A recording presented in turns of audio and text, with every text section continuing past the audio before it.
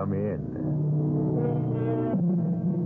Welcome. I'm E.G. Marshall, opening the door to another tale of mystery and suspense, inviting you to open your ears and your mind to the world of terrifying imagination. You're about to be taken on an unusual museum tour.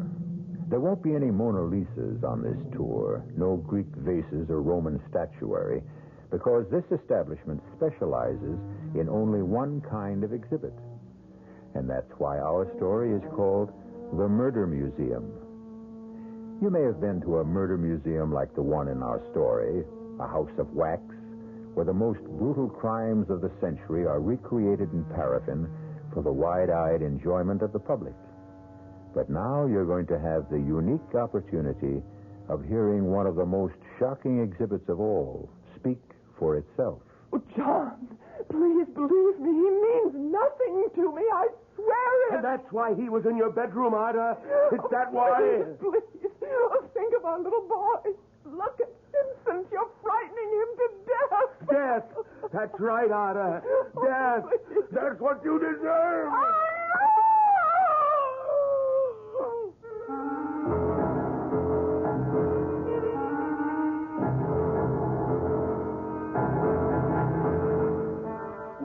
Our mystery drama, The Murder Museum, was written especially for the Mystery Theater by Henry Slessor and stars Michael Wager.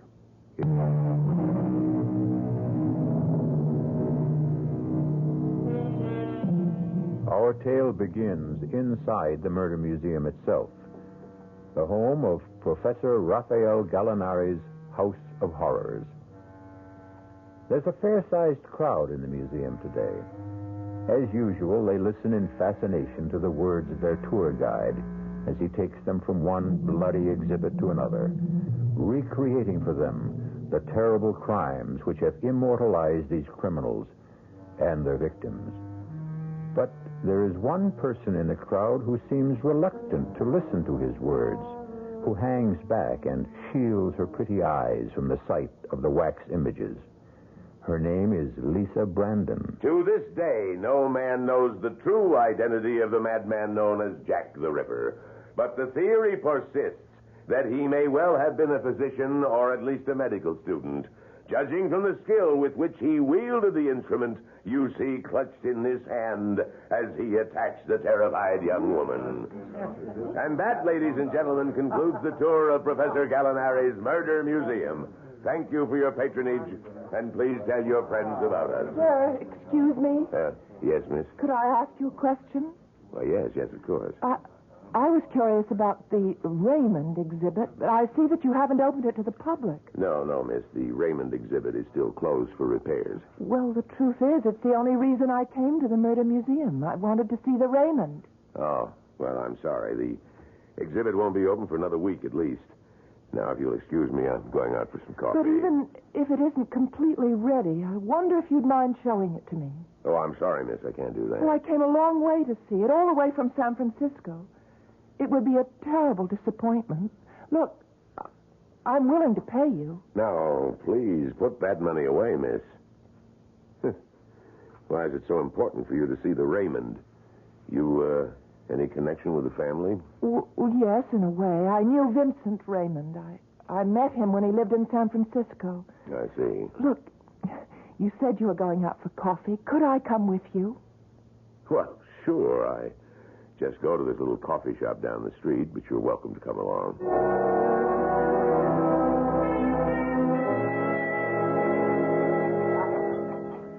So you knew Vincent Raymond. You an artist, too? No, not really. But my brother owned a small art gallery on Green Street. And sold Raymond's paintings? Well, actually, no. He didn't really care for Vincent's work. It was so dark and gloomy. Frightening, really. But he felt sorry for him, and he loaned him some money, and sometimes he let him help out in the gallery. And that's how you met him? Yes, that's right. I came home from college, and I met Vincent. I didn't know anything about him. Meaning, about his parents? It took Vincent a long time before he was willing to talk to me about them.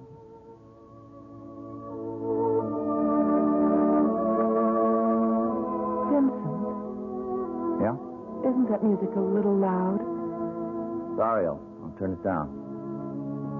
Are you angry with me or something? No, why? Why should I be? I don't know. You've hardly said 2 words to me tonight.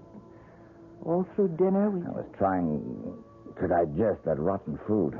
Whoever told me that restaurant was worth trying must have had a secret death wish. I didn't mind it. Had only one thing to recommend it. It was cheap. That's the only criterion I have, you know? I didn't complain, did I? No, you never complain. You just suffer in silence. You think I'm some kind of gifted, starving artist who has to be tolerated for his poverty. Oh, you're so hard on yourself, Vincent. Well, let me tell you something, Lisa. I'm starving, but I'm not an artist. Well, let's not talk about it tonight. Let's just relax.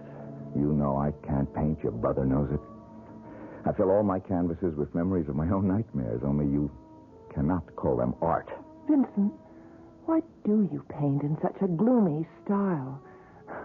I've never seen you paint with anything that had any color or lightness. All those blacks and grays and slashes of red.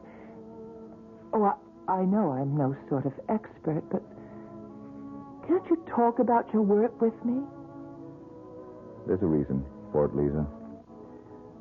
There's a reason. Well, what? I told you, my nightmares, they're all visions in black and gray and slashes of red. Well, then if you won't talk about your paintings, why not tell me about your nightmares? You wouldn't enjoy hearing about them. Or rather, about it. It? I have only one nightmare. Just one. I have it virtually every night. Sometimes it follows me into the daylight. I can close my eyes, and there it is. For years, I've tried to destroy it by painting it. Not its detail, just its colors. But the therapy hasn't worked. Please tell me about it. I've never told anyone before. But why not? I suppose I never met the person I wanted to confide in. Maybe now I have. But if I'm going to do that, this music has to stop. My mother's maiden name might mean nothing to you, but at one time, many years ago, it was famous among people who loved the theater. She was an actress. Her name was Ada Krim. Ada Krim? I think I do know that name, Vincent. She was born and raised in England. She was known as the beautiful Ada. She didn't have a very long acting career because she capped her success on the stage with an even more successful marriage. She became the bride of John Lloyd Raymond. Your father? Yes. My father. He was a wealthy man. My grandfather had left him heir to one of the largest glass manufacturing companies in the West. Mirrored glass was his specialty. It seemed very appropriate to have our house full of mirrors. Maybe that's how it all started, that problem. What problem? Well, you know the way mirrors are, Lisa. After a few years go by, they stop being kind. And when that happened to my mother, she had to do something about it. Something to prove that she was still the beautiful Ada. No matter what the mirrors were beginning to say. And what did she do, Vincent? She took lovers. Lovers are the best kind of mirrors for a bored rich woman. Were you the only child? Yeah. I was her only child. At first, I was a pampered little boy, one of her favorite playthings. Then she became bored with me, too. She stopped noticing that I was around. Maybe that's why she never made any attempts to hide her actions from me. She simply didn't know I was there. Vincent, you saw these men? I think I've said enough.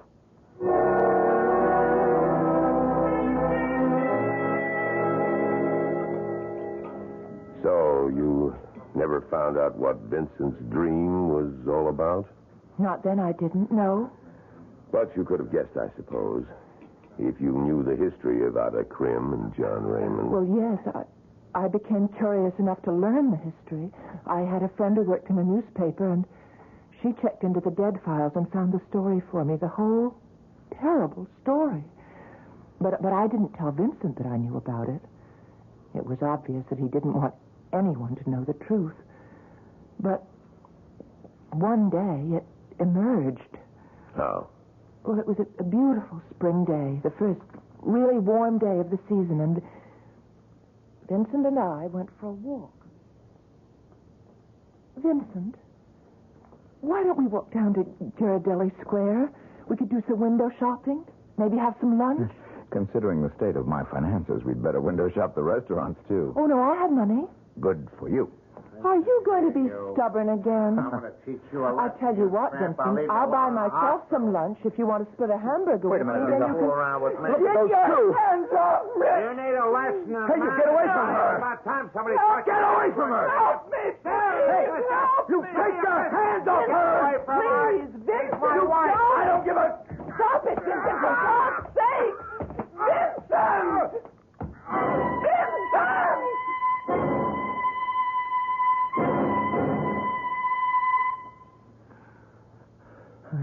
I'm sorry, Lisa. I'm sorry. I shouldn't have done that. I just went crazy. Why? What made you do it, Vincent? You could have killed that I man. couldn't stop myself when I saw what he was doing and what he was But going they to were do. man and wife. Yeah. Man and wife. So were my parents. Was that the reason? Was it because you saw your mother and father quarrel? Quarrel. You think that's all they did? Don't you know the truth yet? Yes, Vincent, I do know. I didn't want to tell you before, but I know that your father murdered your mother. And you know how he murdered her.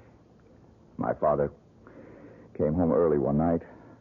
A full day earlier than he was expected. He walked into my mother's bedroom, and that man was there. Might have killed him, too, but he was fast on his feet. We lived in a very old-fashioned house, Lisa. Quaint, old-fashioned Victorian manner. The kind that still had gas lamps on the wall. And fire axes. I used to hear my father joking to his friends about the fire axe on the wall. Vincent, don't talk about When it. he saw my mother, he ripped the axe off the wall, and he used it. Please. You read about it, Lisa, but I saw it. You what? I was 6 years old, terrified 6-year-old, who came to find out what all the noise was about. Oh, no. I saw the whole thing No. happen from the first stroke of the axe to the final blow. Oh. Now, you know what my nightmare is all about, all the blacks and grays and slashes of red. Oh, you poor man. All right. Now, I've told you the whole story, so maybe now you know why I can't see you again. What? Don't come near me again, do you hear me? Vincent. Don't come near me. Ever.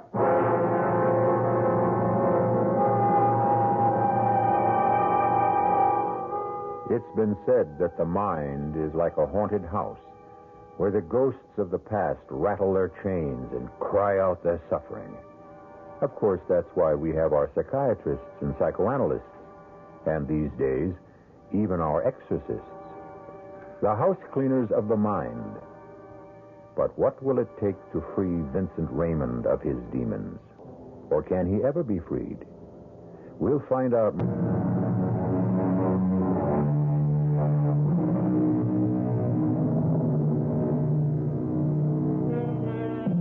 And now, Act 2 of the Murder Museum. Lisa Brandon has come all the way from San Francisco to see the Raymond exhibit. But she seems to be having a hard time talking the museum guide into allowing her a private showing. However, she hasn't given up. Yes.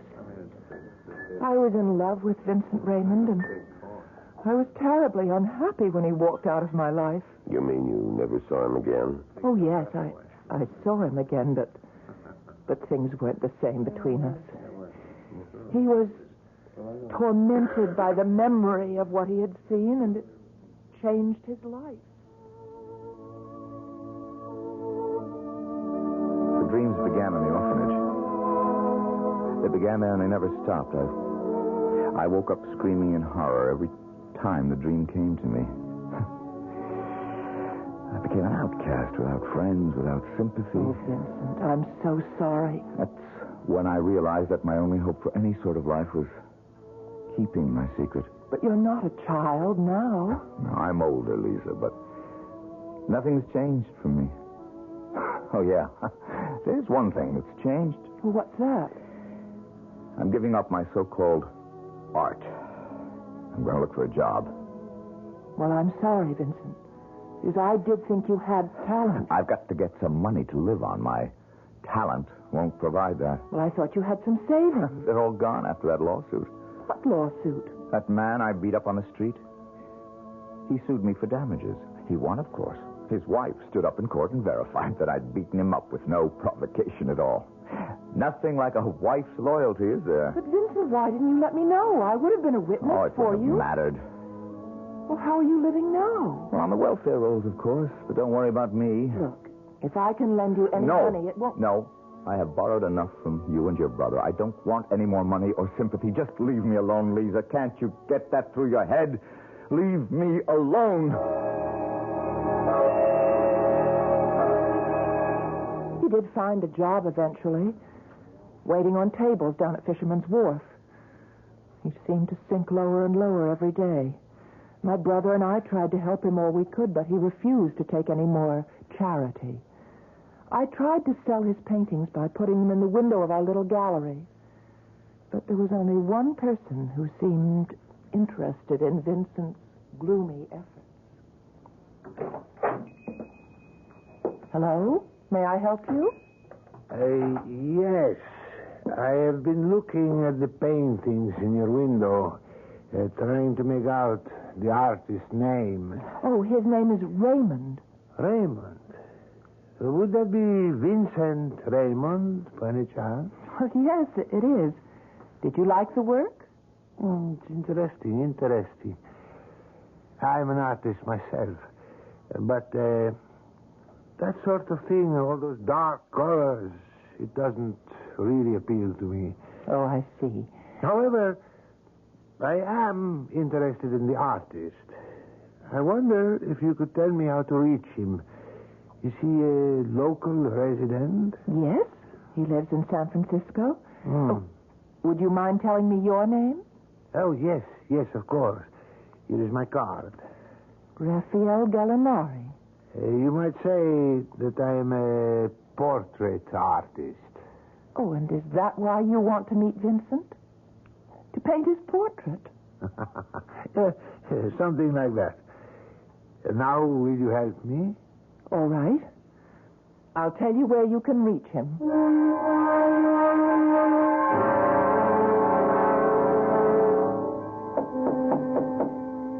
Who is it? Raphael Gallinari. Who?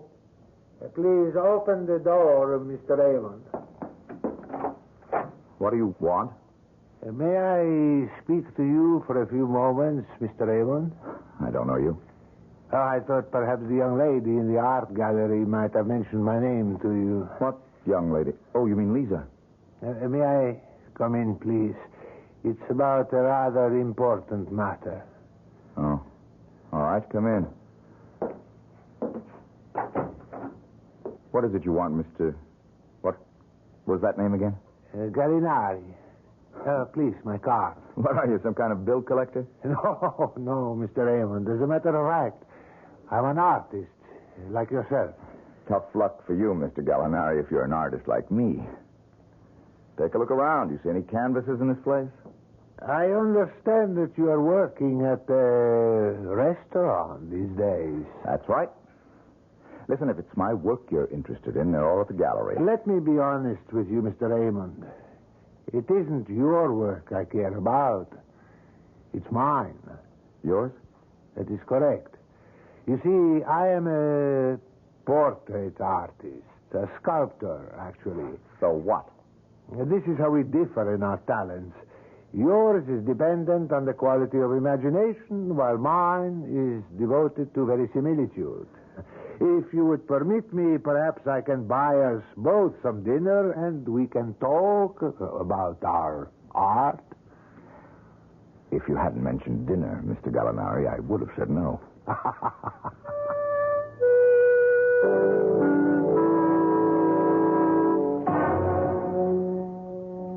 know how it is with an artist. You know how we become obsessed sometimes, obsessed with a certain idea, a certain passion for a subject. No, Mr. Gallinari.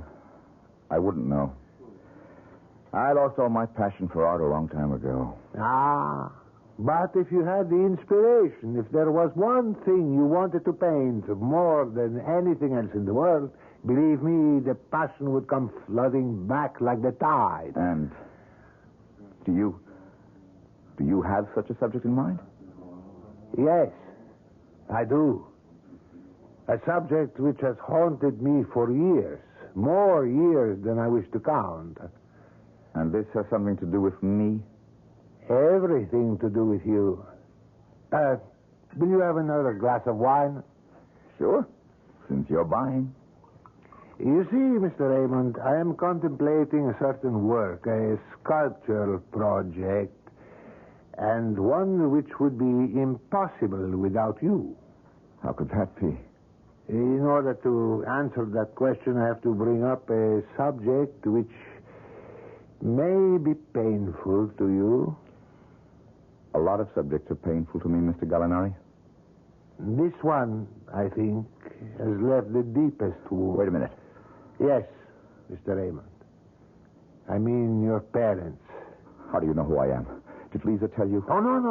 No, I assure you, the young woman at the gallery said nothing at all to me about you. And how did you know? Damn it! Because I've made it my business to find you. Believe me, it's taken a very long time. The last address I had for you was in the Midwest.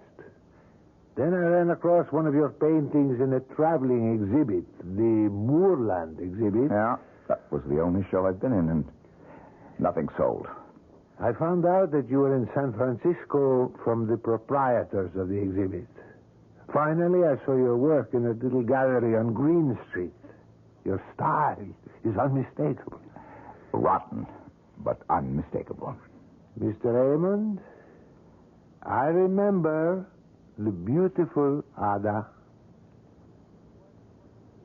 Go on. I'm quite a few years older than you. I have a very clear memory of how your mother looked on the stage before her retirement. I thought then that she was the most beautiful woman I had ever seen. Beauty is very fleeting, Mr. Gallinari. Like life itself. Yes, I know that. But then, that's why artists are born, aren't they? To capture that fleeting beauty and imprison it on canvas or in clay or in what?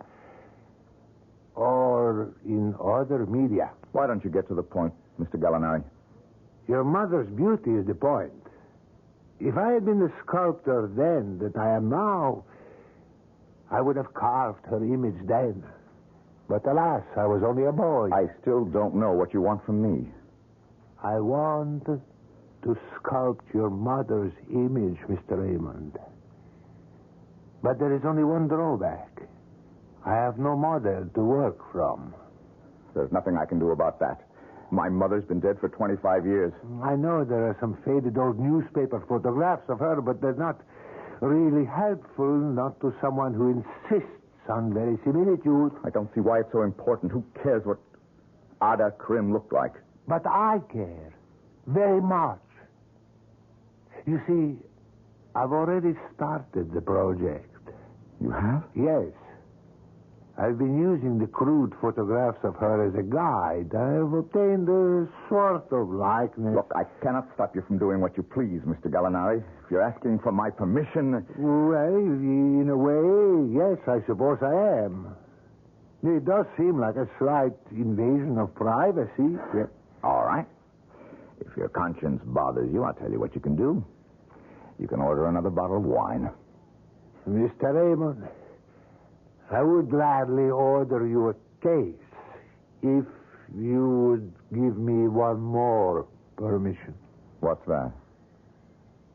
To sculpt your father, too. My father? As I said, this is a form of obsession with me. But from the moment I began work on the statue of Ada Krim, I felt that I couldn't stop until I had also done the head of John Lloyd Raymond. He's dead, Mr. Gallinari. I have no way to prevent you from sculpting him or painting him or anything else, but I'll tell you one thing. You won't get me to talk about him. Oh, no. I would not dream of it. But you see, I have a peculiar problem. While there are some likenesses of Ada Krim available, in the case of your father, well, I cannot find a single photograph. I have searched and come to a dead end. And what I was wondering, I know this is an imposition, if there is something in your possession... You think I have a picture of him? It was only a hope. I know his memory is painful, but you were his son, and sometimes, well, there are souvenirs one hates to discard. Well, Mr. Raymond? I have pictures of him. You do? I won't give them to you. Please, don't be so hasty. I won't give them to you. But I'll sell them to you. Oh, yes, of course. I'm perfectly willing to pay.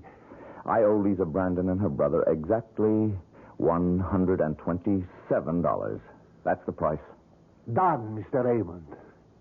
$127. And I'll still throw in that case of wine.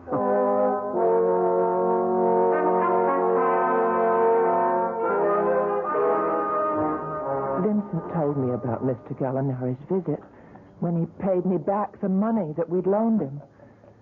He didn't really care about those photographs he had. He was happy to have gotten rid of the debt. But there was only one thing wrong. I think you must know what I mean. Yes, I think I do. Raphael Gallinari didn't tell Vincent Raymond the whole truth. No, he didn't tell him the truth. He didn't tell him what kind of a sculptor he was, or what use he would make of his work after it was completed. Yeah. And obviously he didn't tell him the medium he would use to carve the statues. No. He didn't tell him that the medium would be wax. And that the subject would be murder.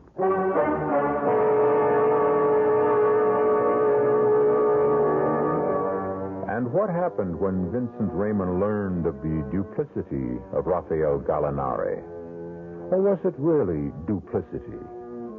Gallinari said he was a sculptor. Gallinari said he believed in authenticity. And, of course, Gallinari paid for the privilege of using Vincent's photographs as a model. But has Gallinari paid enough?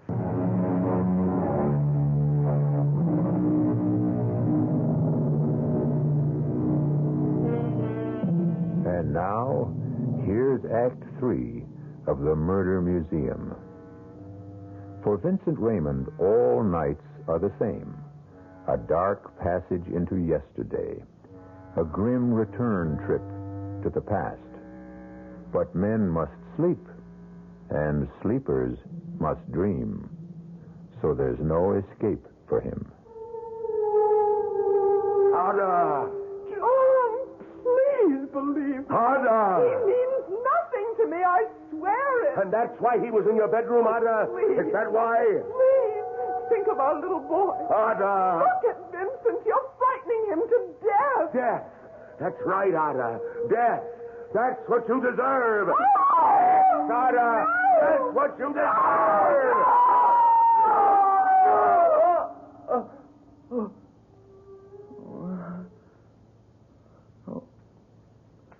Oh, dear God. When will it stop? When will that dream stop? Who is it? It's me, Vincent. It's Lisa. Lisa? Oh, Wait a minute. Hey, what is it? What are you doing here so early? I just couldn't wait. I've got wonderful news for you, Vincent. What about? Your painting, the large one in the window, it's been sold. Sold? You're joking. Who would buy it? Oh, please, let me come in. All right. Just let me get a robe on. It happened. First thing this morning, the gallery wasn't open more than 10 minutes, and this man walked in wearing a Homburg, Vincent. I didn't think people wore Homburgs anymore. He did. Well, who was he? What was his Well, name? he gave me a card. Oh, wait a minute. It's right here. I've got it in my purse. It wasn't someone named Gallinari, was it? What? Raphael Gallinari calls himself a sculptor? No. No, it wasn't him. It's, wait, his name is, here it is, Charles Mulholland. Does that mean anything? Mulholland? That's Mulholland Gallery in Chicago. High priced. Oh, no, I doubt if there's any connection. Well, anyway, he bought it, Vincent, without any quibble about the price, and in fact, he was surprised that it was so low. Miracles never cease, do they? Oh, Vincent, if he really is somebody, then maybe your work will start to be recognized. Oh, forget it, Lisa. There isn't any more work for me. Just waiting on tables. That's my art. And I'm getting better at it all the time. Well, anyway, here's your money. It's all in $50 bills. Wait now. That's the full $300. What about the gallery's commission? Oh, don't be technical, Vincent. You need the money more than we need the commission. No, sirree. You've got to accept 1/3 of it. All right. It wouldn't be fair otherwise. I knew you'd feel that way. I can't believe it. It's the first painting I've sold, Lisa. Do you realize that? I told you you had talent. That'll teach you to listen to me. You're right. I should always listen to you, Lisa. Oh, Listen, I've got an idea. Have you had breakfast yet? Well, I had coffee. Tell you what.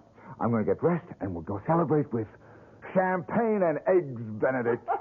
And then we're going out tonight. I'm going to buy you the fanciest dinner in San Francisco. Well, Vincent, you can't spend all the money in one day. Why not? It's probably the first and last money I'll ever make from my paintings. Let's put it to good use.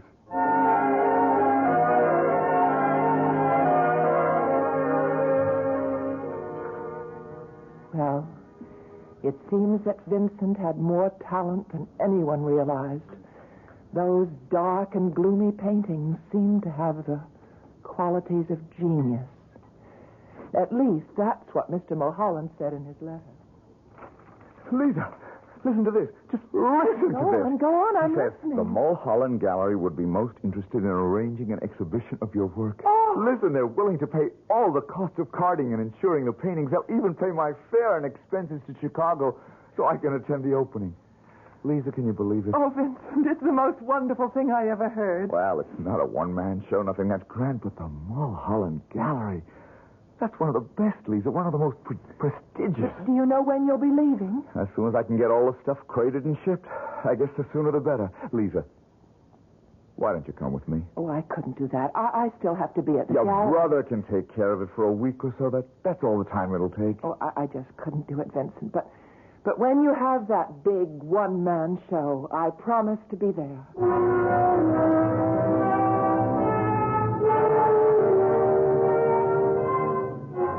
And that was when Vincent Raymond went to Chicago. Yes, that was his reason for going there. A very happy reason. Was the show a success? Oh, it was. The press reception to Vincent's work was very good, far better than the evaluation he received back home. I guess it's true what they say about a prophet being without honor in his own country. In this case, in his own state. There were 12 paintings in all the exhibit, and at least half of them were sold in the first week. And for the first time, Vincent was a happy man. He sent me just one letter, and it contained a very good piece of news. Perhaps even more important than the news of his artistic success. Dear Lisa, just a quick note to tell you that I'm well and spending money like a drunken sailor. I've bought 2 new suits. Yes, I said suits with matching pants and jacket, believe it or not. But more important, I'll tell you one other thing that seems to have happened to me.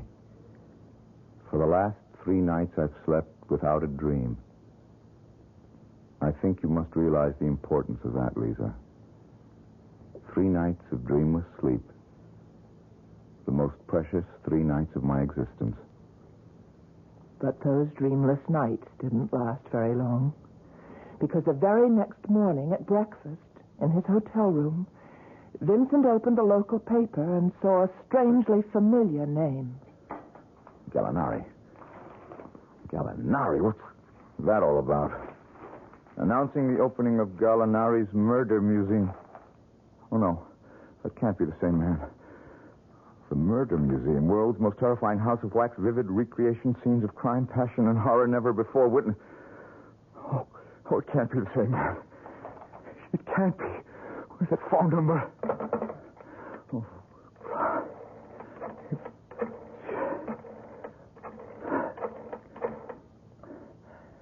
Hello. Is this the Murder Museum? Yes, I know you're not open yet.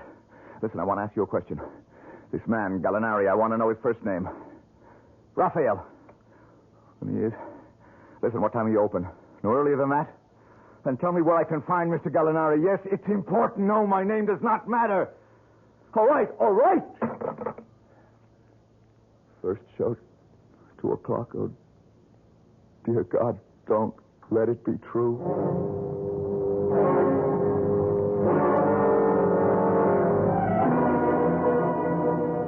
And here, ladies and gentlemen, you see the notorious mass murderer of Huntersville, Nebraska, who not only dispatched his victims with poison, but then mutilated their bodies in the dreadful fashion you see before you. And now, if you'll step to the next exhibit, you will see the latest addition to Professor Gallinari's world-famous murder museum. For the first time in any house of wax, the horrifying axe murder of one of the most glamorous women ever to appear upon the American stage. It's true. They called her the beautiful Ada. And yes, Ada was beautiful as she was faithless. And one day, her wealthy manufacturer husband, John Lloyd Raymond, returned home from a business I've got to ask you something. Excuse me, sir, but I'm still not through with this. Where is he? Does he have an office at this museum? Well, now, please, look, sir, I've got to see him. Make him remove this abomination. Well, no, his office is in the rear. I don't know if he's there. Out of my way! No, just here. Come back here.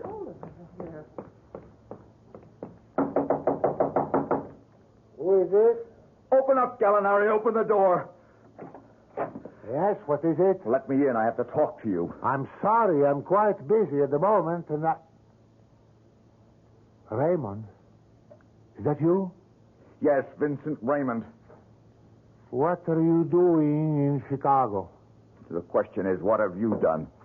Now, be calm, young man. There is nothing to get so excited about. That's your art out there, Gallinari, out there. That's the verisimilitude you were talking about. Yes, that's right.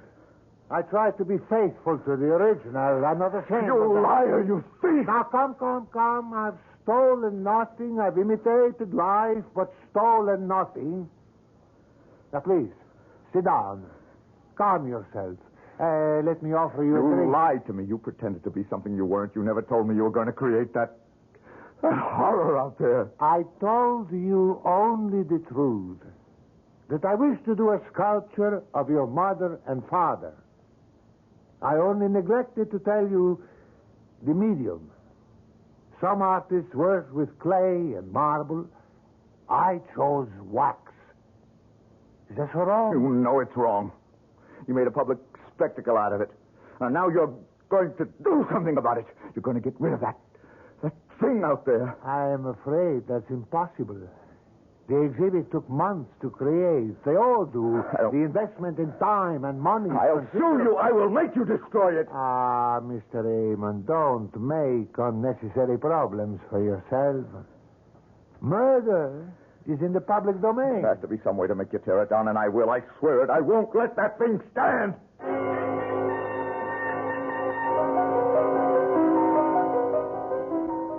Of course, I know myself what happened next. Because I was there in the murder museum the night that your friend Vincent Raymond returned. Oh, please. Can you tell me about it? I never did know the details. Well, from what I understand, he went to a lawyer the very next day to see if there was some legal means to get Gallinari to destroy the exhibit. He must have gotten some idea how difficult it would be to get an injunction against the museum, because that's when he decided that the only recourse was to destroy the sculpture itself. Yes. that would be like Vincent. What he did was very simple. He came back to the museum for the last show of the day. But during the tour, he slipped away from the crowd and hid behind one of the curtains until everyone had gone. And then he walked up to the exhibit and stopped in front of it. Of course, the instrument he needed to destroy the exhibit was already there. The fire axe was real, like the clothes or the wax figures and the furnishings of the room. All he had to do was take the axe out of the hands of his father's statue, and that's what he did. Destroy. Be destroyed.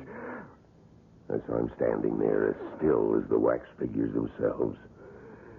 And I froze in the doorway, too, afraid to move, because I saw his eyes. And I was afraid to become a victim, too. And then I heard him sobbing. You should have done it. You should have done it. I saw him turn the axe toward the figure of his father. But then a strange thing happened. He began to shake from head to foot. He seemed unable to bring the axe down on the figure of John Lloyd Wayne. No! No, it wasn't your fault. It was hers. Hers! And suddenly he turned around and brought the axe down on the wax figure of his mother. You're the one who did it. You did it. That was when Professor Gallinari himself came out of his office. Stop it! Stop it! Raymond dropped the axe. The destruction of the wax figure complete. But Gallinari was infuriated and threw his arms around his throat. Raymond struggled with him. They fell in a heap to the floor. Stop it. Don't say any more, please. I'm sorry. I just can't bear to hear any more. Does that mean that you don't want to see the Raymond exhibit now? No, I still want to see it.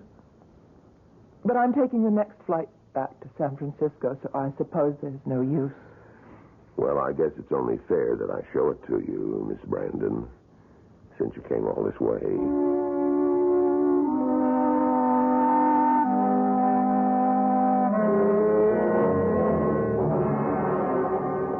We keep the curtain closed whenever we're fixing up an exhibit or preparing to show something new.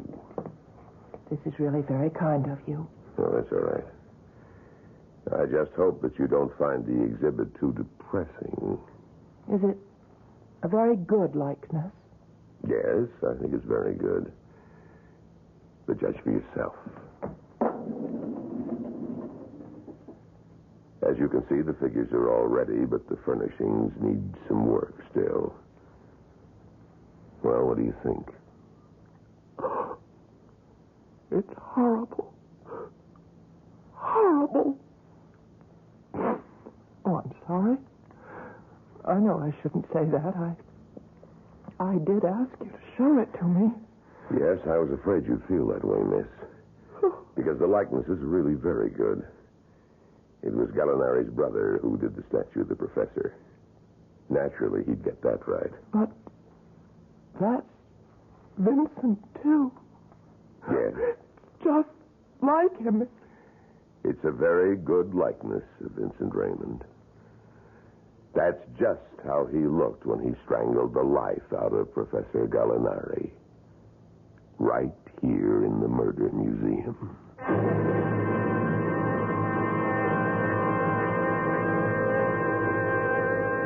If you are contemplating a visit to a wax museum, we pass on this advice to you.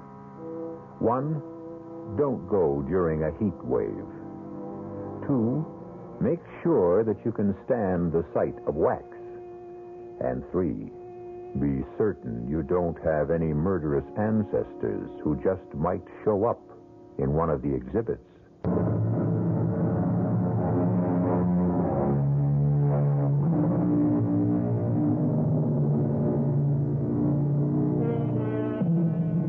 We hope you enjoyed tonight's tour through the Murder Museum. We hope that you'll always come back through the creaking door of the Radio Mystery Theater, because it's the one place you can enter where your imagination provides the real thrills. Tonight, we tried to aid that imagination with the voices of Michael Wager, Marion Seldes, Robert Dryden, and Leon Janney. The entire production was under the direction of Hyman Brown. This is E.G. Marshall inviting you to return to our Mystery Theater for another adventure in the macabre. Until next time, pleasant dreams.